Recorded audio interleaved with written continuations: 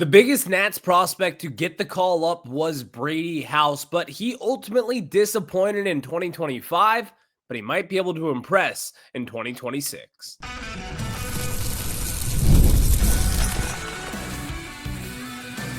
You are Locked On Nationals, your daily Washington Nationals podcast, part of the Locked On Podcast Network, your team every day. And thank you all for making Locked On Nationals your first listen every single day, as we are free and available wherever you get your podcasts. And yes, I'm your host, Ryan Clary. You can catch me on Twitter at RyanClary11. And as well, look up Locked On Nationals wherever you get your podcasts. And later on in today's program, Max Scherzer, a Nationals legend, 2019 World Series champion, may have made his final start in Major League Baseball last night. So let's talk about that and that vintage Max Scherzer moment that all Nationals fans know. Stay tuned for that conversation as we might be saying bye to a legend of DC, but also baseball and a future Hall of Famer that we'll discuss later on in the program today. And in the second segment, what were some of the massive mistakes that the Nationals made in the minor leagues this season? I'm going to tell you a couple of them, some that I'm not happy about. We'll discuss that later on in the show today, but I'm going to tell you why Brady House had a disappointing season, but you're going to be looking up when it comes and the calendar turns into 2026. But today's episode is brought to you by FanDuel, and right now new customers can bet just $5, and if your bet wins, you'll get $300 in bonus bets to use across the app. So download the app today.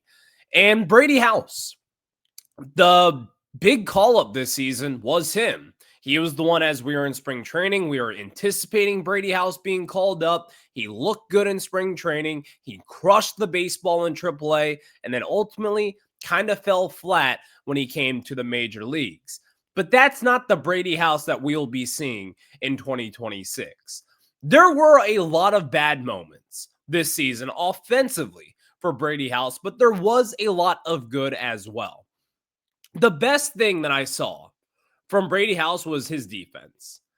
Immediately, he made a massive impact over at third base. He is a big guy, massive frame over there at third base. He moves pretty well and covers a lot of range over at the hot corner.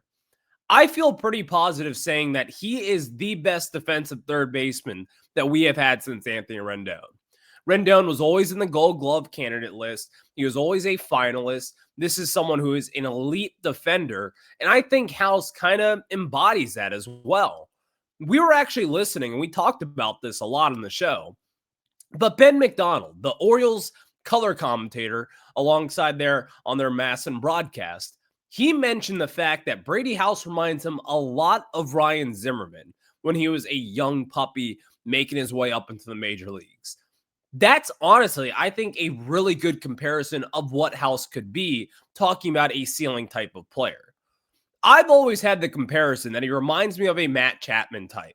Matt Chapman is a Gold Glove defensive third baseman. That's number one. But number two, he has the ability to hit 30 to 35 home runs each season. We did not see that power displayed this season from House. And I don't think he's going to be as elite of a third baseman as a Matt Chapman, or maybe not even a Ryan Zimmerman or Anthony Rendon type. But I think that his traits and what he brings to the Nationals in 2026, I think you could see something similar along those lines. And I'm not here to tell you that Brady House is going to have a massive breakout in 2026. This is going to take some time. Things are going to have to really kind of develop for him. Because as we saw this season, the defense was great, but offensively speaking, we can call it a disappointment, and that's okay. He had a 574 OPS. He batted .234 and over a 261 at-bats.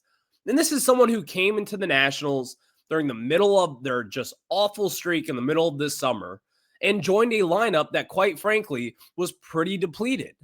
You were having a struggling James Wood, a struggling C.J. Abrams, guys that were hurt. Like, the Nationals were not the best when you called up Brady House. It kind of felt as if, hey guys, look over here. I know we stink right now, but look, Brady House is making his call up to the majors. He's going to be making his debut.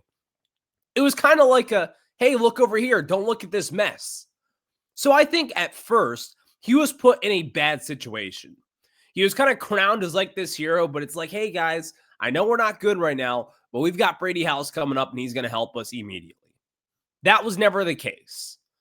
But what I did see from him, there are a lot of things that he can and will improve on moving forward. The number one thing that really kind of stuck out to me this season was his zone contact percentage. For those who do not know that is the contact that you make inside the strike zone. Right now, his zone contact percentage was at 76.8% in 2025. The MLB average is 82.5. And there are some underlying metrics that I think will kind of dictate what kind of went on there. Number one, his chase percentage. His chase percentage was at a 36.8% in 2025. The MLB average was 28.4. He had some opportunities there to obviously hit some home runs, generate some power, but this season, we did not really get to see the full story of what Brady House is. Finishing the year with only 4 home runs, I mean, you can kind of take that number and throw it out the window at this point. Like, this was someone who got put in a very bad situation to succeed this season. And unfortunately for him, he did not really kind of make the most of his opportunity. Now, I'm not putting that on Brady House. I'm putting that on a lack of coaching. I am putting that on a front office that was, quite frankly, under fire. And as we know now, a front office and as well as a coaching staff that was completely gutted and will be gutted this offseason. So Brady House was put in a bad situation. His rookie season was all not that impressive, if we're being honest. But I do think he can improve, and in areas that he simply has to improve on is his chase. This feels as if this goes for every prospect that the Nationals have had. And this could be a Major League Baseball problem. But at the plate, if you are chasing pitches outside of the zone, you are already getting yourself backed into a corner. Because another kind of weird number of Brady House this season, he was swinging at first pitches at a pretty crazy rate. And again, talking about that in different kind of areas here, you can kind of see where Brady House, while he has a lot of potential, but he also made a lot of mistakes this season. And getting into that, I think that House will be a lot better in that. And he has to come with a more disciplined approach. And if Brady House can have that more disciplined approach, figure out to make contact inside the zone when you do swing, because this was one of the most aggressive hitters from July all the way through September, he was going to swing. He swung in a majority of his at-bats. Going back to his first pitch swing percentage, just to kind of give you an idea, the first pitch swing percentage is at 30.1% across Major League Baseball. That is the average. Brady House swung at over 50% of those first pitches. Now, you can say this, I do not mind that necessarily, but when you are chasing pitches out of the zone, in which he was at a nearly 39% clip, the Major League Baseball average is right at 28%. So when you have a chase problem and you are going after that first pitch, and he saw a lot of first pitch fastballs, by the way, but he was never catching up to those. So I saw a lot of these kind of holes in his game. And in my opinion, it doesn't scream that it's a broken player. This screams that this is someone trying to make an impact. He felt some pressure on his back because, myself included, we all talked about needing a right-handed power bat. That is what Brady House is. Now, we didn't necessarily get to see that this season, and his slug percentage showed that. He slugged at a 322 clip. It's not good enough for what we all expect from him. But I still think House can build off of this 2025 season. So going into 2026, the number one thing, which again feels like a Washington Nationals issue as a whole, is figure out his chase. You have to be more disciplined inside the zone and as well as laying off those off-speed pitches.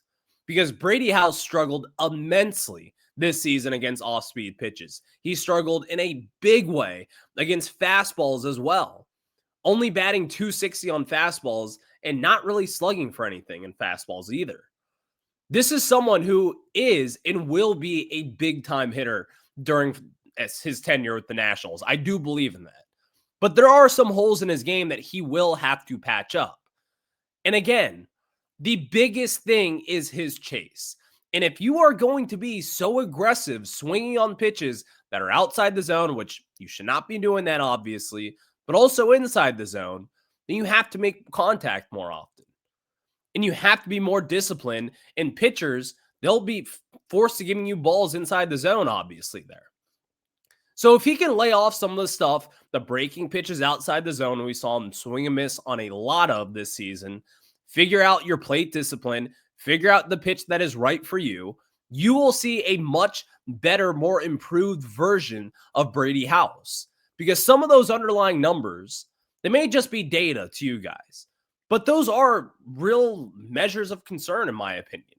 And I do think that House will be a lot better in 2026, but he has to improve in those areas, or else you might see a Nationals prospect really fall flat. I don't think that will be the case. I do believe he will improve in those areas, but watch out for that as we enter 2026 and beyond. So next, let's get into this.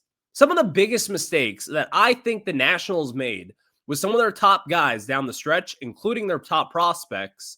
Let me tell you about that. And it still doesn't sit well with me. We'll talk about that after this. Yes, this episode is brought to you by PrizePicks, and every day we make decisions, but on PrizePicks, being right can actually get you paid. So don't miss the excitement of this football season with PrizePicks, where it's good to be right. Playing PrizePicks is such a fun, simple way to add more excitement to football. You just pick more or less on player projections like Josh Allen's passing yards or Saquon Barkley rushing for a touchdown, and you are in the game. And I love how quick PrizePicks is. You can make your lineup in under a minute. And my favorite part, well, PrizePicks just added stacks. So if I want to ride with a player, I can select their pass yards, rush yards, and touchdowns all in one lineup in the new injury reboot feature. If your player leaves early and doesn't return, it won't count against you. So download the PrizePicks app today and use code LOCKEDONMLB to get $50 in lineups after you play your first $5 lineup. That's code LOCKEDONMLB for $50 in lineups after your first $5 lineup. PrizePicks, it's good to be right. And if you haven't done so already, look up Locked On Nationals over on YouTube and hit that subscriber button. But the Nationals made some mistakes, obviously, this season. But the biggest mistakes were not calling up the younger guys in September. Now, you can make a case as to why the Nationals did it. Like, for instance, the number one guy that I was really frustrated with not being called up to the majors was Yo-Yo Morales. Yo-Yo Morales is not like the big-time hitting prospect that, quite frankly, we all expected him to be back a few years ago when the Nationals took him in the second round. But this is someone who is still mega productive over the past few seasons. This year, across multiple different levels, he batted .265 with a .769 OPS. But more importantly, had a .430 slug, which was higher than what he put up this past season across multiple different levels. I still think Yo-Yo could be that power-hitting first baseman that the Nationals need. And also, by the way, that right-handed power bat that you need. The biggest disappointment for me in September was not seeing him get an opportunity. And the clear way for him to simply get an opportunity was to move off of Paul DeJong and or Josh Bell. Now, Josh Bell, I understand why you don't. Josh Bell was your best hitter in the second half. He crushed the baseball. If you moved off him then, and someone who is just a good clubhouse guy, probably wouldn't sit well within the clubhouse. They probably would understand it, but still, you're not going to move off one of your best hitters just to see what your number 18 prospect can do. But Paul DeJong, on the other hand, I like Paul DeJong, but this is someone who is not a part of this future. Josh Bell, very much so, could be re-signed this offseason, and that would make sense for the Nationals. but Paul DeJong does not. So if the Nationals, or if I was a GM, if I was DeBartolo, I would have moved off of Paul DeJong and gotten Yo-Yo Morales up into the major leagues and seen what this kid can do. Number one, you really have no future over at first base. We've talked about potentially re-signing Josh Bell. We've talked about maybe moving Luis Garcia Jr. over to first base, but even then, is he going to be good enough defensively? Will he put up the offensive numbers to make him sustainable over at first base? Those are all things that I don't have the answers to. But the one guy who might be an answer is Yohandy Morales. And the Nationals simply did not make him the guy this offseason. I don't really think, as of right now, he's going to get a fair chance this spring training. If I'm the Nationals, you have to figure out this first base dilemma. I mean, this has been just a disaster over at first base since Zimmerman retired in 2021. It really has been. Like, it has been, you have no one at first base sustainably. It's Andres Chaparro. It's Joey Meneses and Dominic Smith for a time. Nathaniel Lowe, you try to address it this past offseason. And outside of that, you don't really make the moves that are necessary for this team to really get better and to figure out what you have in-house. I would expect the Nationals to address this position once again this offseason. And it's not going to be a long-term fix with Pete Alonso, at least in my opinion. It's not going to be a long-term fix with making another first baseman trade of a Nathaniel Lowe type. Your opportunity to see what Yo-Yo could be would have been this past September. And the Nationals, in my opinion, simply failed to give him that opportunity. So now we're going to have to do this whole thing again, where you're going to sign a veteran. You're going to hope that he hits home runs. You're going to hope that he plays well defensively. And Yo-Yo is going to be blocked. That does not really feel like a plan of success right now for the Nationals, because he has put up some good numbers. And who knows what he is like defensively. We've heard some good things about him. We've heard that he's improved, but he can play both those corner positions pretty well there defensively. But offensively as well, I mean, he hasn't put up the home run numbers that a lot of people expected him to. He only hit 15 home runs this season across 128 games. I mean, a lot of people thought that this is someone who might be a 25 to 30 home run kind of year guy when he was drafted back in 2023, but has not really put up the numbers there that we all expected him to. But this was still one of the most intriguing Nationals prospects over the past few seasons. And while he has not crushed the baseball, he certainly has not been bad either. So Yo-Yo Morales not getting an opportunity in 2025, that was pretty concerning. But also, there's a couple other guys as well. And I kind of tandem these two guys together. But Christian Franklin and Andrew Pinckney. You trade off Michael Soroka at the deadline. You get Christian Franklin back in return. Andrew Pinckney was a part of that 2023 draft class as well. Put up a really good season down in AAA for the Nationals this year. Is 24 years old, turning 25 this December. And Christian Franklin, along those same lines, has been in AAA for a while. Put up really good numbers in Rochester while he was with the Nats there for a little bit. But you still did not give them either any opportunities to succeed. Now, we've kind of talked about this, and in the outfield, it's a little bit of a different situation. You had the breakout of Dalen Lyle this season. He's going to be in your opening day lineup. He's going to be a stud for the Nationals moving forward.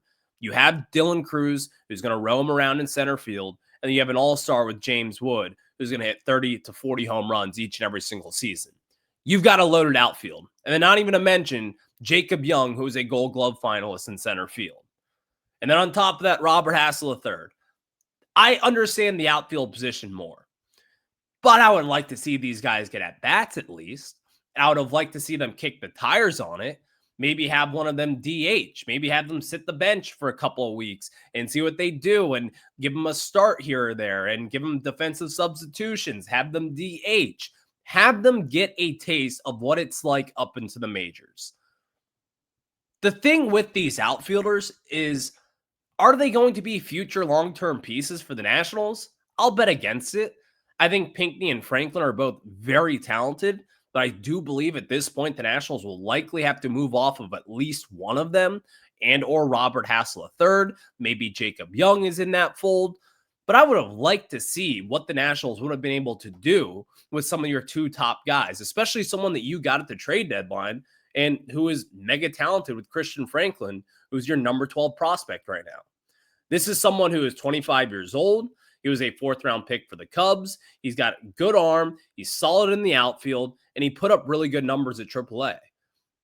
Now, the tools are there for Franklin. I think Andrew Pinckney is even more toolsy than what Franklin provides. So I would have liked to see Pinckney up, who actually had an incredible stretch then in AAA in the final few months there, and was probably one of the more valuable players for AAA Rochester. But the Nationals didn't really give them many opportunities to take that step up this season because you had that logjam. So I understand that part of it, but I still find myself frustrated with not getting these guys opportunities, because the one goal for the Nationals, once you move off of Davey, once you move off of Mike Rizzo, was, okay, we understand what this season is. It's rebuilding. It's getting the younger guys opportunities. And the latter part of that, we didn't really give the young guys the opportunities that we should have, in my mind. So seeing that the Nationals didn't call up Yohandy Morales, didn't call up Andrew Pinckney and or Christian Franklin, that was a little frustrating for me at times. Let me know what you think and what could happen moving forward. But speaking of something that could happen moving forward, you might see Max Scherzer hang up his ball cap and call it a career.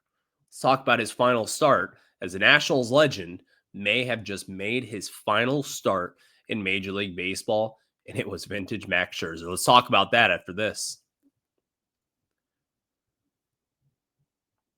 The NFL season is here, and FanDuel has an offer that you don't want to miss. Right now, new customers can bet just $5 and get $300 in bonus bets if you win. That's right. Pick a bet, put down $5, and if it hits, you'll unlock $300 in bonus bets to use across the app. And I love how FanDuel gives me so many ways to play. For instance, I've got a Jaden Daniels anytime touchdown score prop against the Cowboys this weekend. And I also have a Terry McLaurin anytime touchdown prop if he does play. So keep that in mind as you watch your Sunday slate of games, but also maybe, just maybe, you have a Josh Allen anytime touchdown prop as well while you're watching the Bills this weekend, and you could win big while also watching America's sport. So what are you waiting for? Visit FanDuel.com to download the FanDuel app today and get started. Again, visit FanDuel.com and download America's #1 sportsbook. Again, that is FanDuel.com.